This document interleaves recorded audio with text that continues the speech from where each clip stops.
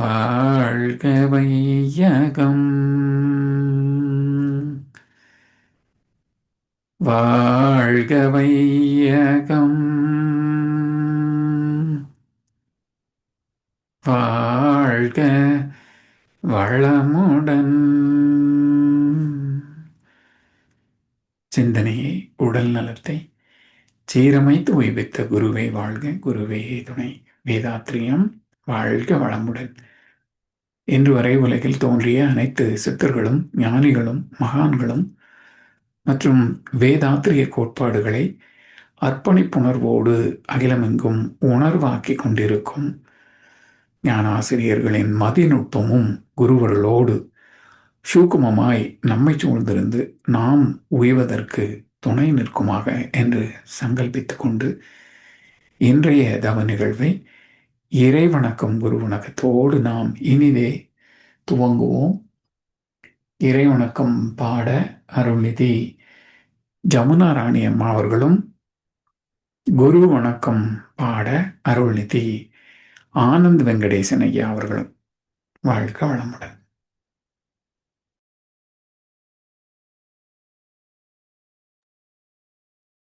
வாழ்க வளமுடன்.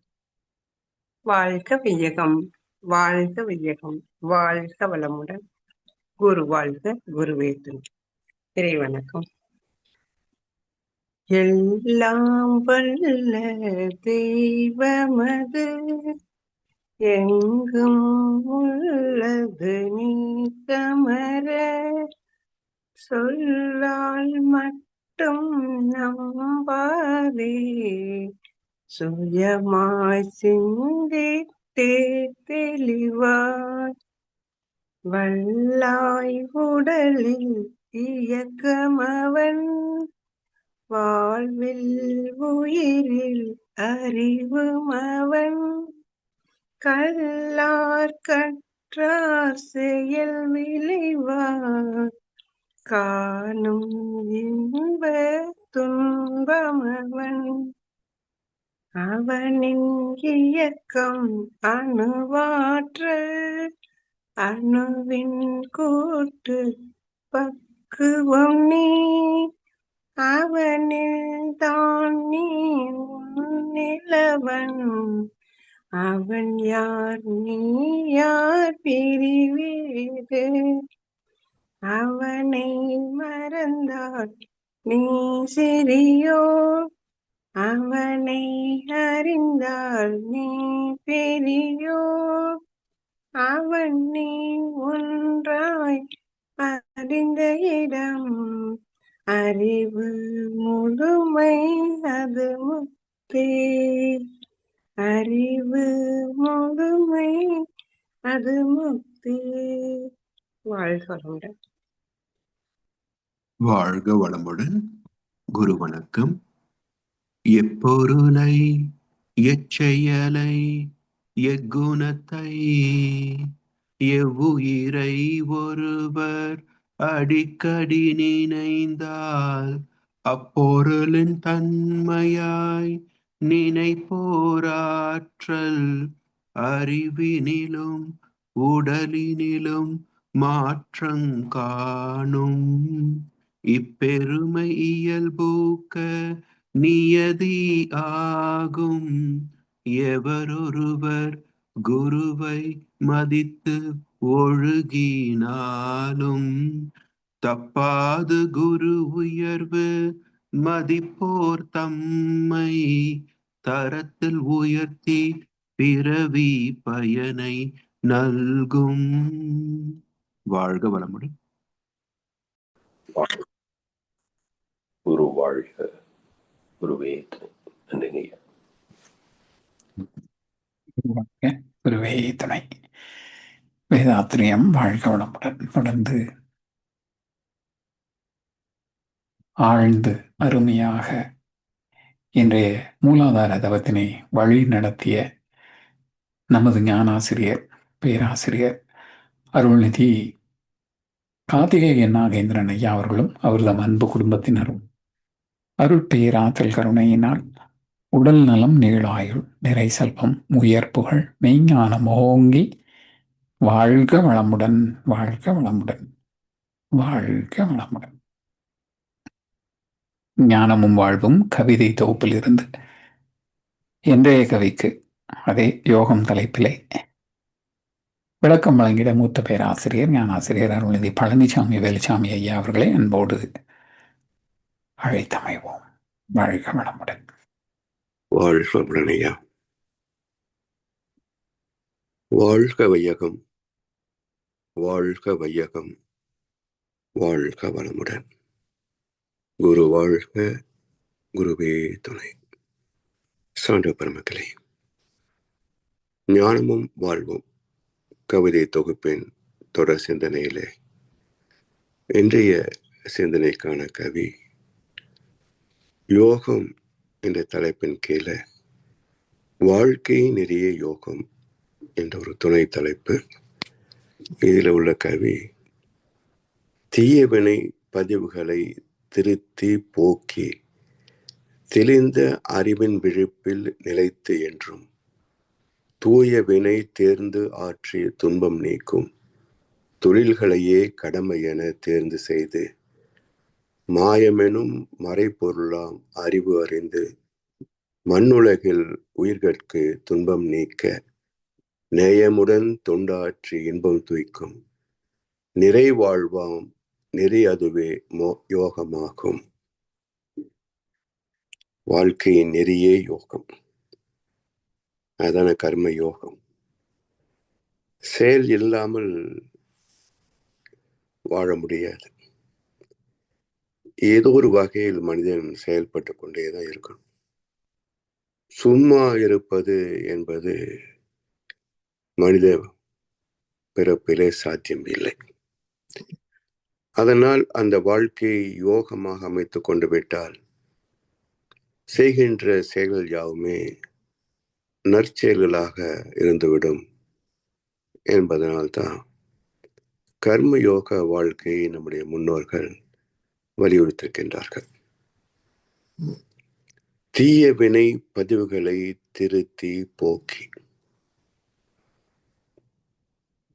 முன்வினை தன்வினை என்ற 2 அடுக்கு வினைப்பதிவுகளின் தொகுப்பே ஆத்மா என்று பேசப்படுகிறது. இதில் தீய வினை பதிவுகளை திருத்தி போக்கி தெளிந்த அறிவின் விழிப்பில் நிலைத்து என்றும் தீயவினை பதிவுகள் என்பது நமக்கு தெரிந்தவற்றிலே தான். மனவளக்கலை வருவதற்கு முன்பு ஒரு மாதிரி வாழ்ந்திருந்தோம். அதிலே நமக்கு விளக்கம் இல்லை. எல்லோரும் செய்தது போலவே நாமும் வாழ்ந்த கட்டம் இருக்கலாம். இங்கு வந்து விளக்கம் பெற்ற பிறகு இதுதான் அறம், இவையெல்லாம் அதர்மம் என்ற பேதம் கண்ட பிறகு ஏற்கனவே நம்முடைய செயல்களிலே குறை இருக்குமே என்றால் அவற்றை திருத்திக் கொள்கின்றோம். இப்ப இந்த பதிவுகள் நீக்கப்படுகின்றன. தீயவினை பதிவுகள் பதிவாவதையே நீக்குகின்றோம். அல்லது இந்த பிறப்பில் செய்தவர் தன் வினையிலே செய்த அல்லது பழைய கொண்ட ஒன்று ஒரு தீய பழக்கமாக கூட இருக்கலாம் இல்லையா? அவற்றை மேல் பதிவு என்ற வகையிலே திருத்தி அமைத்துக் கொள்கின்றோம். இவற்றிலே அருகுண சீரமைப்பு, அகத்தாய்வு, உடற்பயிற்சி, காயல்பம் எல்லாமே அடங்கும். இதற்கு முன்பு உடற்பயிற்சி செய்தது இல்லை. வந்த பிறகு தினசரி தவறாமல் உடற்பயிற்சி செய்கிறோம். அதே போல உயிருக்கு வளமாக காயல் பயிற்சி செய்து கொள்கின்றோம். இந்த 6 குணங்களை சீரமைக்கக்கூடிய வகையிலே ஒரு விழிப்புணர்வை அவ்வப்போது உருவாக்கி நிலைப்படுத்திக் கொள்ளவும் செய்கின்றோம். ஒரு காலகட்டமாகும். இப்படி தீயவினை பதிவுகளின் தாக்கத்தை நீக்கிக் கொள்கின்றோம். முற்றிலும் நீக்க முடியுமா என்றால் முடியாது என்பதுதான் அசல் உண்மை. சாமி என்ன சொல்லுவாங்கன்னா, எப்படி சாமிஜி வினைகளை நீக்க முடியும் அப்படின்னா, பயன்படுத்தாமல் விட்டு விடுவது. இப்போ ஒரு பேருந்துல ஏறுகிறோம். ஒரு அவசரம் தானே, எப்ப புறப்படும் என்று தெரியாது. இந்தியாவில எல்லாம் வரும், நிற்கும், போகும், அதுக்குள்ள ஏறிடும். அடுத்த ஒரு காலை மேய்த்தொடுகிறோம் கவனக்குறைவாக. உடனே அவர் கொஞ்சம் கோபத்தோடு, கொஞ்சம் அறிவு இருக்கா என் மனுஷனுக்கு தெரியல. இப்போ இதற்கு 2 வகை உண்டு. ஒன்று பொறுத்து மன்னிப்பு கேட்டுக்கொண்டு விலகி விடுவது, இன்னொன்று எதிர்த்து வாதாடுவது. ரெண்டுமே பழக்கம்தான் நமக்கு. இதுல எதை தேர்வு செய்தால் சிக்கல் பெருசாகும் பாருங்க. வார்த்தைக்கு வார்த்தை, செயலுக்கு செயல், அடிதடி என்று போனால் அது காவல் நிலையம், நீதிமன்றம் வரைக்கும் போகும். ஒரு மன்னிப்பு கேட்டுவிட்டு அவர் தொடர்ந்து பேசினாலும் கூட அதை பொறுமையோடு அலட்சியப்படுத்திவிட்டு பேசாமல் நகர்ந்து விட்டோம் என்று சொன்னார். இப்போ நீதிமன்றம் போகக்கூடிய அளவுக்கு இருந்த வினை இப்ப என்னாச்சுங்க, நீங்கி போச்சு. அப்போ அந்த சூழ்நிலைகள் ஏற்படுகின்ற போது அறிவை கொண்டு செயல்பட்டால் ஆத்திரம் கண்ணை மறைத்திடும் போது அறிவுக்கு வேலை கொடு. உன்னை அழித்திட வந்த பகைவன் என்றாலும் அன்புக்கு பாதை விடு என்பார் கவிஞர் வாலி. அப்படி அன்புக்கு பாதையை விடுகின்ற போது, அறிவுபூர்வமாக சிந்திக்கின்ற போது டைவர்ஷன், ஆத்திரம் என்ற வேகத்திலிருந்து சிந்தனை என்ற அறிவு நிலைக்கு, சாந்தத்திற்கு திரும்பி விடுகிறோம். இப்படி எழுகின்ற தீய வினைகள் அதற்குரிய தாக்கத்தை ஏற்படுத்தாமல் வான்காந்தத்துக்கு போயிடும். இது ஒரு வகை. இன்னொன்று துரியாதத்திலே நிலைக்கின்ற போது நம்முடைய வினைகள் எல்லாம் அதிலே கழிகின்றன. சரி, அந்த கழிந்து போனவற்றை மீண்டும் செய்யக்கூடிய வாய்ப்புகள் வரலாம். இப்ப எச்சரிக்கையோடு இருந்தால் மட்டுமே. அந்த எச்சரிக்கை பேர் என்ன?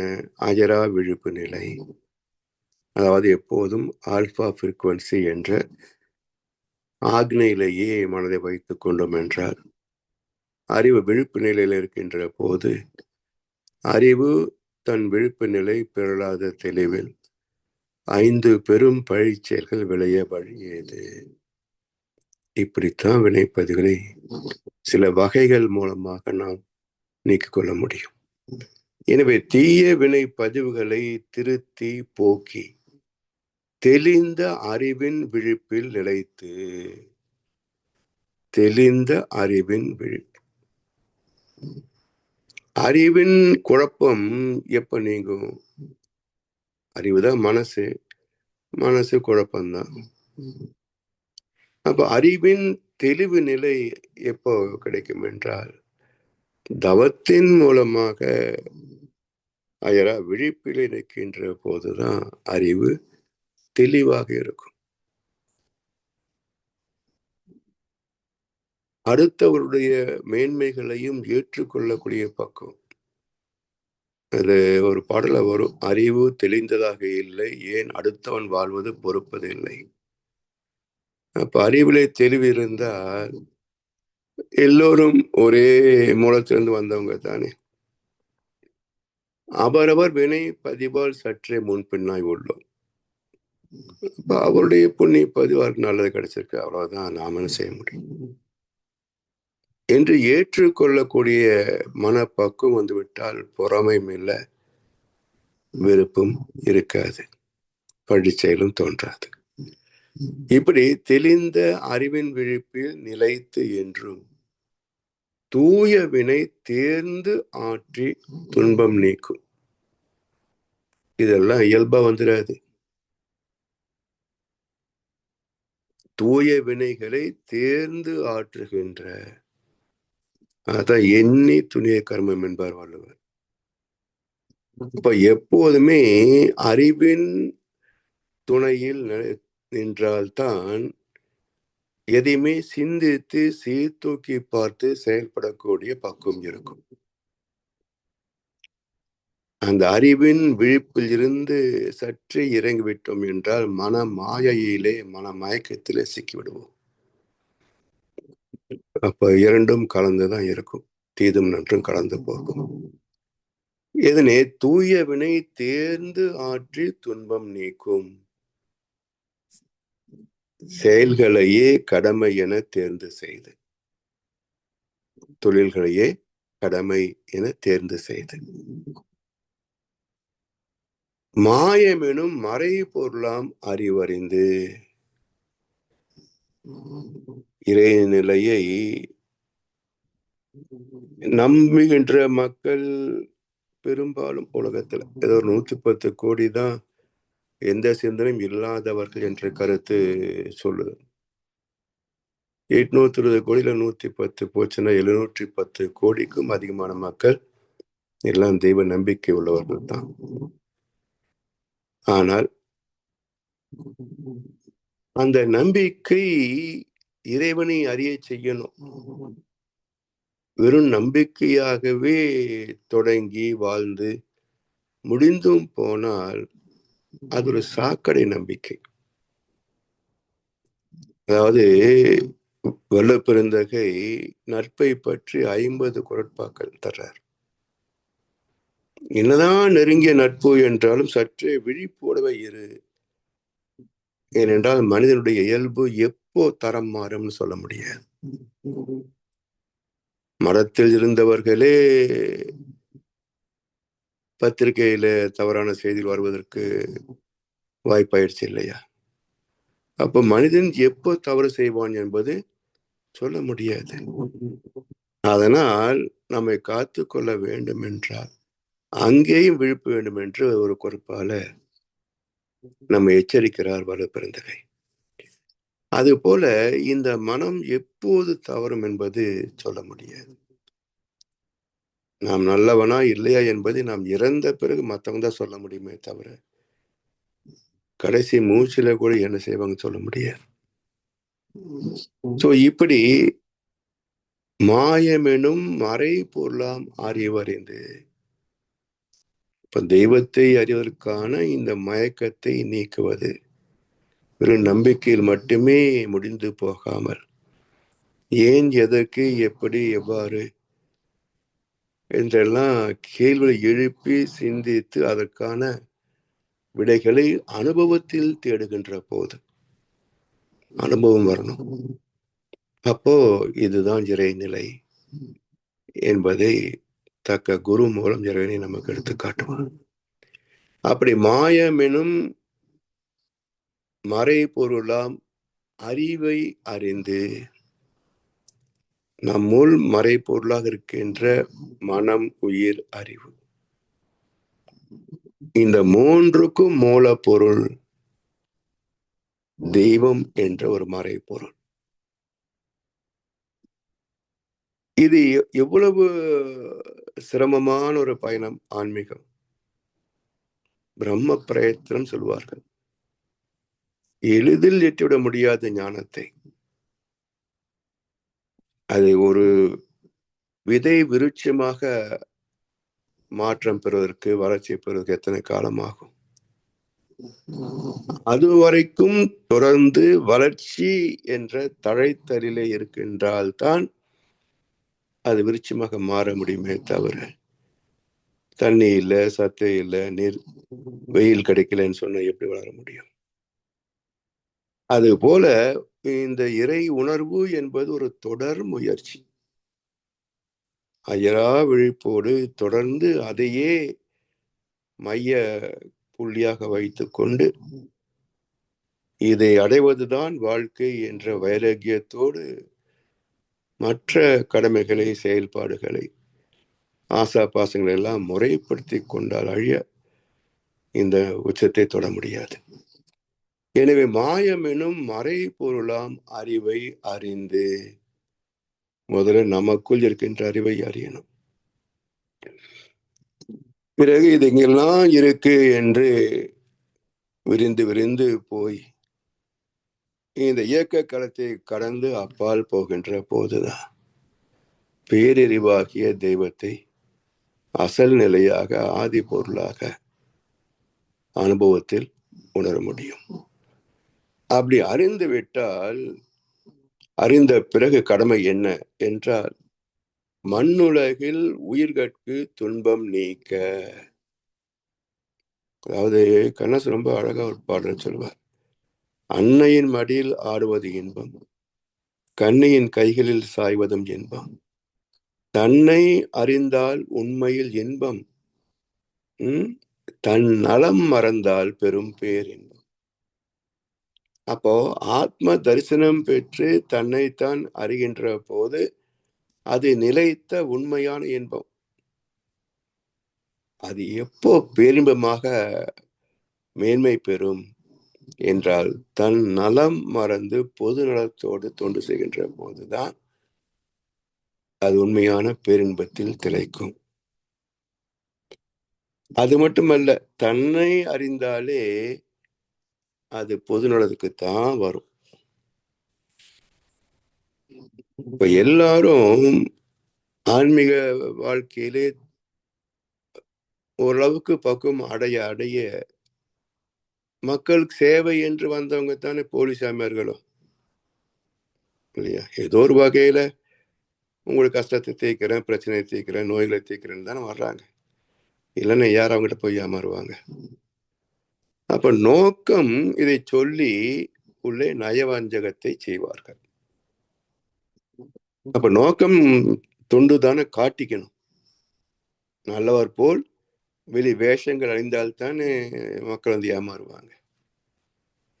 அப்ப தன்னலம் இருந்து உண்மையான பொதுநலத்துக்கு வருகின்ற போது அது அசல் ஆன்மீகம். தன்னலத்தை மையம் வைத்து பொதுநலம் போல் வேஷம் போட்டால் அது போலித்தனமான கடவுளை வைத்து பிழைக்கின்ற வழி. இனி உண்மையான ஆன்மீகம் என்பதிலே அந்த அனுபவம் பெற பெற தன்னை போல பிறரை என்னும் தன்மை, அந்த தன்மை வருவதற்கு உள்ளத்திலே கருணை, அந்த கருணை வருவதற்கு அன்பாகிய சிவத்தை அறிய வேண்டும். அறிந்தது சிவம், மலர்ந்தது கருணை. கருணையின் வெளிப்பாடு பொது நலம். ஏன்னா தனக்கு ஒரு பிரச்சனை இருக்காது. அப்ப என்ன செய்வது? மற்றவர் பிரச்சனைகளை தீர்த்து தருவது, தொண்டாற்றுவது.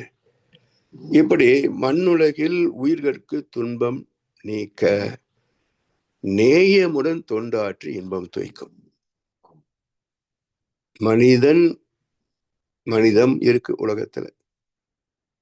மனித நேயம் இருக்கிறதா என்பதுல தான் ஒரு பெரிய கேள்விக்குறி இருக்கு. மக்கள் நலம் என்றே பேசுவார், தம் மக்கள் நலம் ஒன்றேதான் மனதில் கொள்ளுவார் என்றார் கவிஞர் புலமை பெற்றார். பேசுவது எல்லாம் என்னவோ நமக்கு அள்ளி தர மாதிரிதான் பேசுவான். எதுக்கடா இவ்வளவு அவசரப்படுறீங்க? எங்களுக்கு நல்லது பண்றதுக்கு நீங்க இப்படி வாழ்க்கையே அர்ப்பணிச்சு செருப்பா தெரிஞ்சு கட்டுமரமா மிதந்து என்னடா பண்றீங்க அப்படின்னு கேட்டா, உங்களுக்கு தான் செய்யற மாதிரி நாங்க காட்டிக்குவோம், ஆனா எல்லாமே எங்களுக்கு திரும்பி வந்துடும்.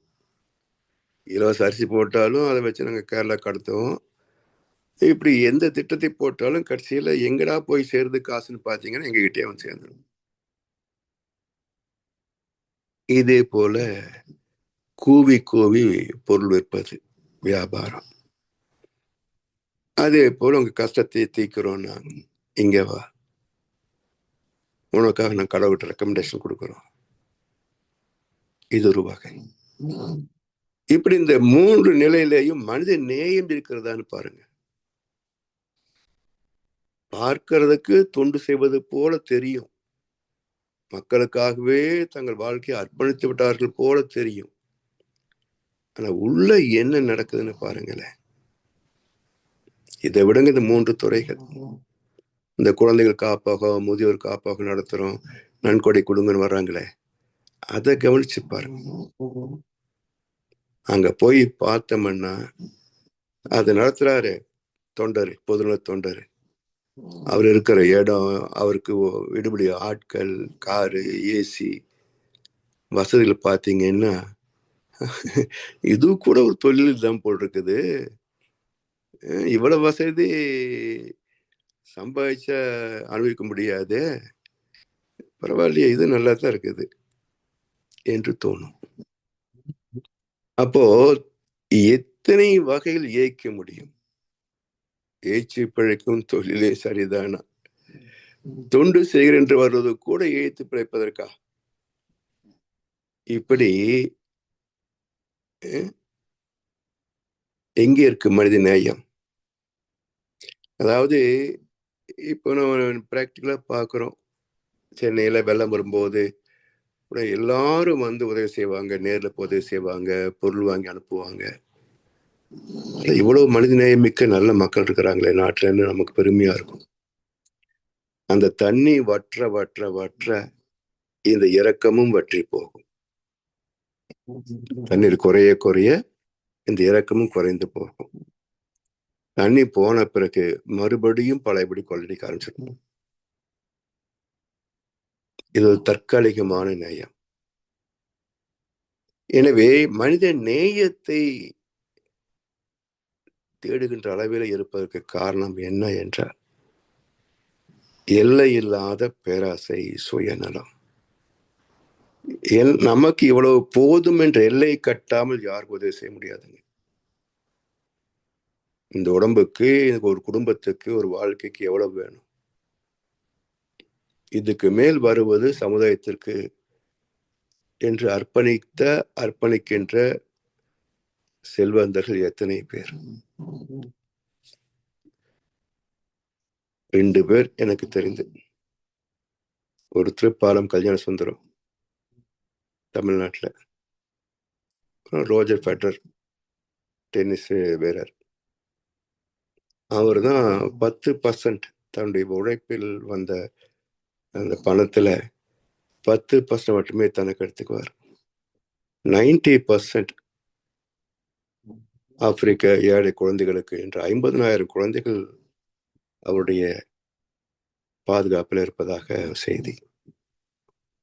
இப்படி தனக்கு இவ்வளவு போதும் என்று வரைமுறைப்படுத்தியவர்கள் 2 பேர் தான் பார்க்கிறேன்.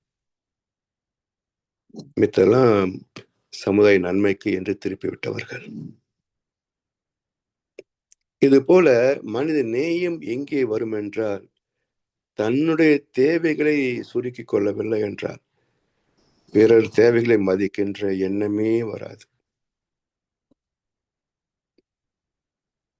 5,000 கோடியில நம்ம அம்பானி பையனுக்கு கல்யாணம் பண்ணி வச்சார். அதுவே ஒவ்வொரு குடும்பத்திற்கும் ஒரு தொழில் செய்வதற்கான வாய்ப்பாக 5 லட்சம் கொடுத்து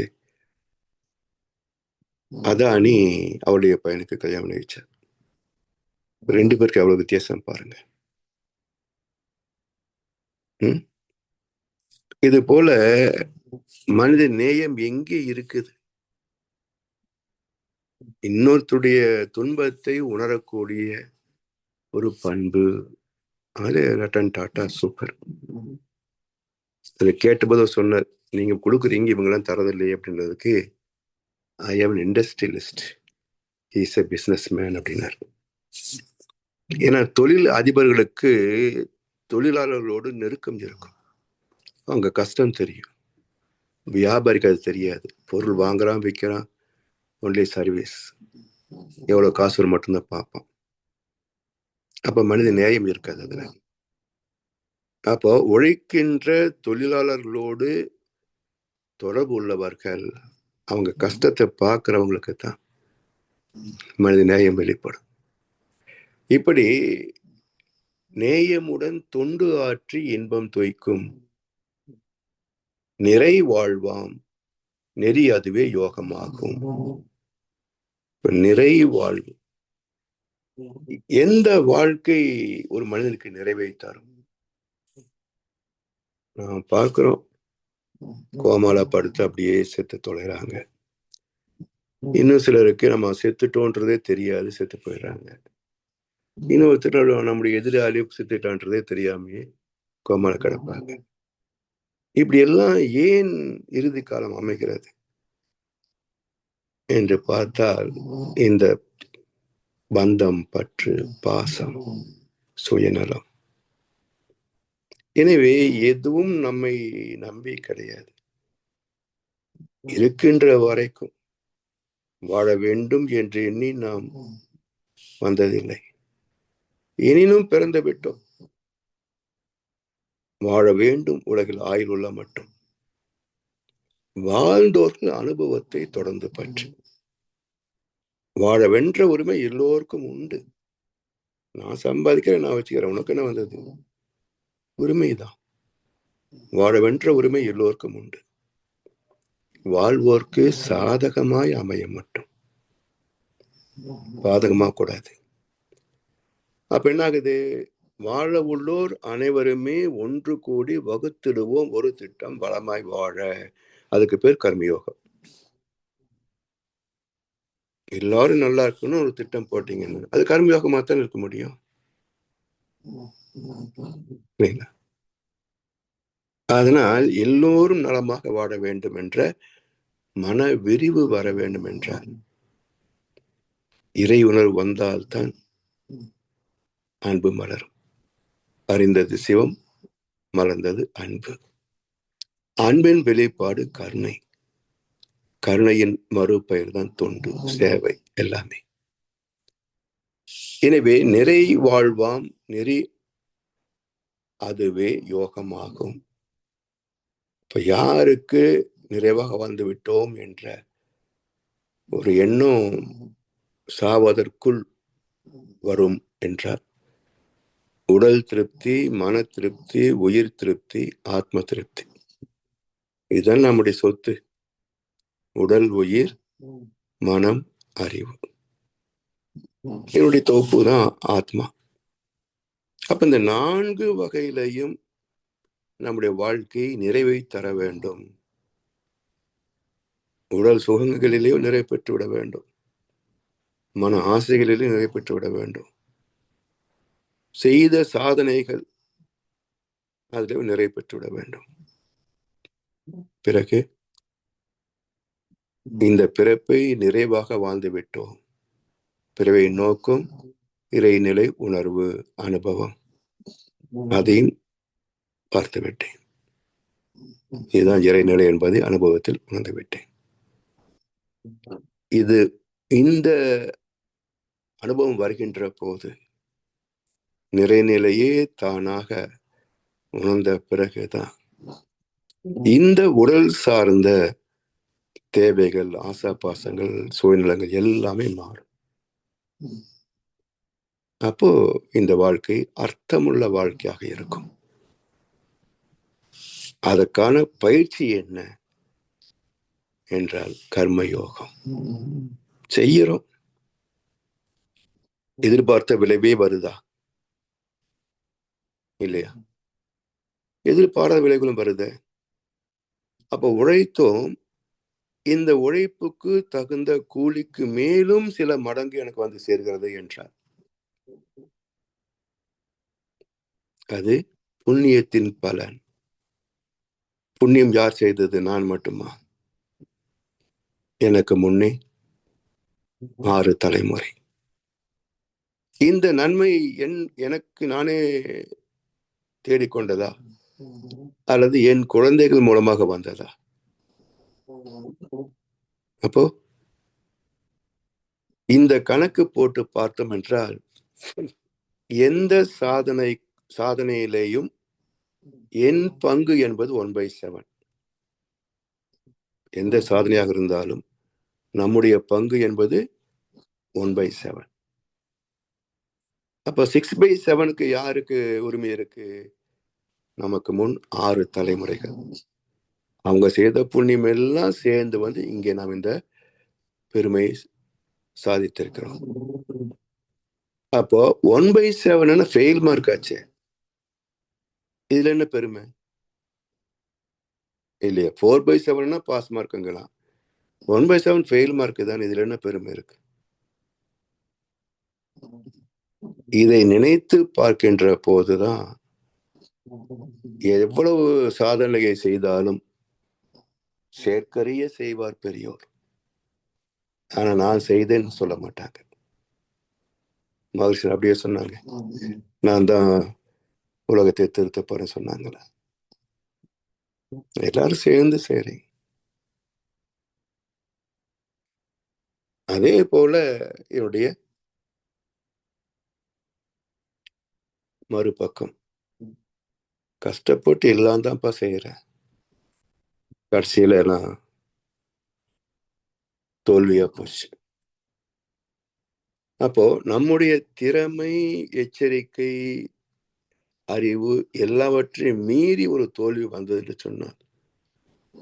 அதுவும் 1/7 தான். நலத்தின் கண் நாரின்மை தோன்றின் அவனை குலத்தின் கண் ஐயப்படும்.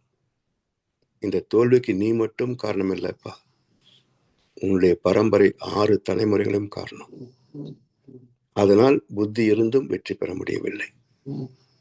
வெற்றி பெற்ற மனிதர்களாம் புத்திசாலி இல்லை. 1/7. எனவே இதை புரிந்து கொள்ளும் என்று சொன்னால் இந்த வாழ்க்கை ஒண்ணுமே கிடையாது. ஏதோ வந்தோம், கொஞ்ச காலம் இருக்கிற, ஒரு நாளைக்கு போக போறோம். இல்ல விழா கொண்டாடுவதற்கோ வெற்றி பாராட்டுவதற்கோ ஒண்ணுமே கிடையாது. எதை நாம் சாதனை நினைக்கிறோம் அதெல்லாம் ஏற்கனவே பல பேர் சாதிச்சிருக்கிறாங்க. அவருடைய சாதனைகளின் பயன்தான் இன்றைக்கு நாம் வாழ்கின்ற வசதியான வாழ்க்கை இல்லையா? அதே போல நம்மால் என்ன முடியுமோ செய்திருக்கிறோம், அவ்வளவுதான். இதுல என்ன பெருமை இருக்கு? எனவே செய்தது எல்லாம் என் செயல் அல்ல இறைவா, உன் செயலே என்று இறைவனுக்கே அர்ப்பணித்து, தன்னையே அர்ப்பணித்து செய்கின்ற வாழ்கின்ற வாழ்க்கை தான் கர்மயோகம். எனவே நம் கடமை அறவாழ்வின் நாட்டத்தை சிறக்கட்டும் என்று சொல்லி வாய்ப்பளித்த செவிமடு தலைவருக்கும் நன்றி பாராட்டி இந்த உரையை நிறைவு செய்கின்றோம். வாழ்கோளமுடன், வாழ்கோளமுடன், வாழ்க வையம். வாழ்க வளமுடன் ஐயா. வாழ்கோளமுடன் ஐயா. அருமையான கவிகள் தொடர்ந்து வரிசை கட்டி வந்துகிட்டே இருக்குது. சிறப்பான விளக்கங்கள் தொடர்ந்து மகான் கவிகளுக்கு சிறந்த முறையிலே விளக்கங்கள் வழங்கி நம்மை வழி நடத்தி கொண்டிருக்கும் மூத்த பேராசிரியர் ஞானாசிரியர் அருள்நிதி பழனிசாமி வேலுசாமி ஐயா அவர்களும் அவரது அன்பு குடும்பத்தினரும் அருட்பெயர் ஆற்றல் கருணையினால் உடல் நலம், நீள ஆயுள், நிறை செல்வம், உயர் புகழ், மெய்ஞானம் ஓங்கி வாழ்க வளமுடன், வாழ்க வளமுடன், வாழ்க வளமுடன். நன்றிகள் ஐயா. நன்றி ஐயா. வாழ்க வளமுடன், வாழ்க வளமுடன். பாடல்கள் பாடி நிறைவு செய்யும் தருணம். வேதாத்திரிய பாடல் பாட அருள்நிதி ஜானகிராமன் ஐயா அவர்களும், பிரம்மஞான கவி பாட அருள்நிதி நீமா சுரேஷ்குமார் ஐயா வரல, அம்மா வரல இல்லைன்னு நினைக்கிறேன். ஐயா எனக்கு அடுத்து இது இந்த பாடல் பாடுறேன். நேற்று கூட பாடினாரு. ஒரு நல்ல வாழ்த்து. நீங்க உலக நல்ல வாழ்த்து பாடுறீங்களா? சரிங்க சரிங்க சரிங்க. அப்ப வேதாத்திரிய பாடல் பாட அருள்நிதி கிருபாநிதி அம்மா அவர்களும், பிரம்மஞான கவி பாட அருள்நிதி மைத்திலி தீனதயாளன் அம்மா அவர்களும். வாழ்க வளமுடன்.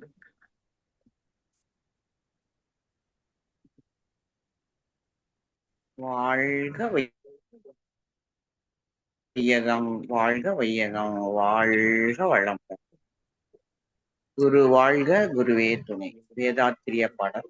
போரில்லா நல்லுலகம், பொருள் துறையில் சமநீதி, நேர்மையான நீதிமுறை, நிலவுலகுக்கோர் ஆட்சி, சீர் செய்த பண்பாடு, சிந்தனையோர் வழிவாழ்வு, சிறப்புணர்ந்த பெண் மதிப்பு, தெய்வ நீதி வழிவாழ்தல், தேர் திருவிழா தவிர்த்தல், சிறுவர்க்கே விளையாட்டு, செயல் விளைவு உயர் உணர்கல்வி, சீர்காந்த நிலை விளக்கம், பார் முழுவதும் உணவு நீர் பொதுவாக்கல், பல மதங்கள் பல கடவுள், ஒழித்து உண்மை தேர்ந்தெடுதல். வாழ்க வளமுடன். வாழ்க வளமுடன். பிரம்மஞான பாடல். இறைவெளியே தன்னிருக்க சூழ்ந்தழுத்தும் ஆற்றல், சூழ்ந்தழுத்தும் ஆற்றல், இதன் திணிவு மடிப்பு விழ சுழலும் நுண் விண்ணாம். இதன் திணிவு மடிப்பு விழ சுழலும் நுண் விண்ணாம். நிறைவெளியில் விண் சுழல நெருக்குகின்ற உரசல் நெருக்குகின்ற உரசல் நிலைவெளியில் உரைசல். நிலைவெளியில் எழுப்புகின்ற நேரலைகள் காந்தமாம். நிலைவெளியில் எழுப்புகின்ற நேரலைகள் காந்தமாம். மறைபொருளாம் காந்தம் தன்மாத்திரைகள் ஐவகை தன்மாத்திரைகள் ஐவகை. மலைக்காதீர்வின் கூட்டம் மாபூதம் ஐந்துமாம். மலைக்காதீர்வின் கூட்டம் மாபூதம் ஐந்துமாம். முறையாய் அக்காந்த அலை மனமாம் உயிர் உடல்களில் மனமாம் உயிர் உடல்களில் மதி உயர்ந்து உண்மை பெற மா பிரம்ம ஞானமாம். மதி உயர்ந்து உண்மை பெற மா பிரம்ம ஞானமாம். மா பிரம்ம ஞானமாம். நன்றிங்க. வாழ்க வளம். வாழ்க வளமுடன். உலக நல வாழ்த்து. உலகமெல்லாம் பருவமழை ஒத்தபடி பெய்யட்டும். உழவரெல்லாம் தானியத்தை ஓப்புடனே பெருக்கட்டும். பல தொழில்கள் புரிகின்ற பாட்டாளி உயரட்டும். பகுத்துணர்வில் தொகுத்துணர்வு பண்பாட்டை உயர்த்தட்டும். கலகங்கள் போட்டி பகை கடந்தாட்சி நடக்கட்டும்.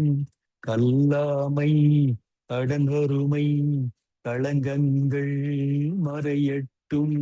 நலவாழ்வை அளிக்கும் மெய்ஞான ஒளி வீசட்டும். நம் கடமை அறவாழ்வின் நாட்டத்தே சிறக்கட்டும். நம் கடமை அறவாழ்வின் நாட்டத்தே சிறக்கட்டும். நம் கடமை அறவாழ்வின் நாட்டத்தே சிறக்கட்டும். வாழ்க வையகம் வாழ்க வையகம் வாழ்க வளமுடன். வாழ்க நன்றி. வளமுடன். இன்றைய தவத்தில் கலந்து கொண்ட நண்பர்கள், தவத்தை வழிநடத்தியோர், நற்சிந்தனை வழங்கியோர், பாடல்கள் பாடியோர் அனைவரும் வாழ்க வளமுடன். அவர்களின் அன்பு குடும்பம், அவர்களின் உடல் நலம், மனவளம், பொருள் வளம், அருள் தொண்டு, ஆன்மீக தொண்டு வாழ்க வளமுடன், வாழ்க வளமுடன், வாழ்க வளமுடன்.